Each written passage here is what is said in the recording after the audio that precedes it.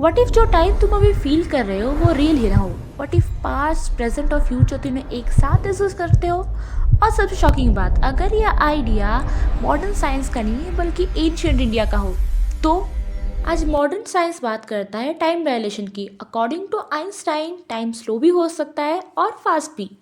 और फिर आता है एक और dangerous concept, multiverse, multiple universes, multiple realities, multiple timelines. Science के लिए ये सब अभी भी एक्सपेरिमेंटल लेवल पर अटकी हुई है, पर क्या ये सब पहले भी लिखा जा चुका है?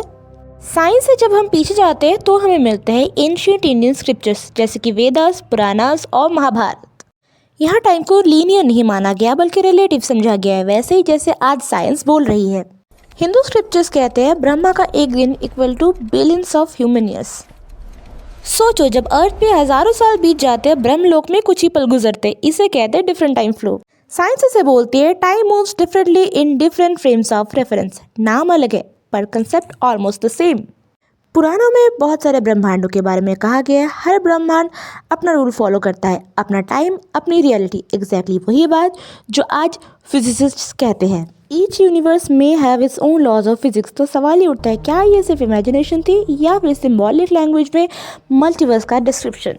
महाभारत में एक कहानी है राजा काकुत्म की। वो ब्रह्मलोक में सिर्फ कुछ पल के लिए जाते हैं, लेकिन जब वापस अपने किंगडम में आते हैं तो फिर 100 ऑफ ईयर्स बीत चुके होते हैं। उनका किंगडम, उनके लोग सब बदल चुके होते हैं। साइंस इसे कहता है टाइम डायलेशन, और एंशिएंट टेक्स्ट में इसे कहा जाता है लोकांतर का अंतर।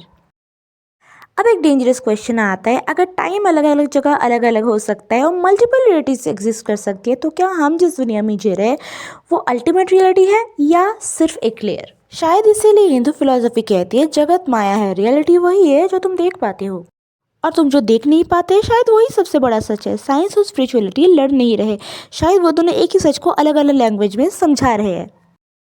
तो क्या एंशिएंट इंडिया ने मल्टीवर्स और टाइम ट्रैवल को मॉडर्न साइंस से पहले समझ लिया था? आंसर शायद क्लियर नहीं है, लेकिन क्वेश्चंस बहुत पावरफुल है, और जब क्वेश्चंस पावरफुल होते हैं तो आंसर्स अक्सर शैडोज में छुपे होते हैं। This is shadow and truth.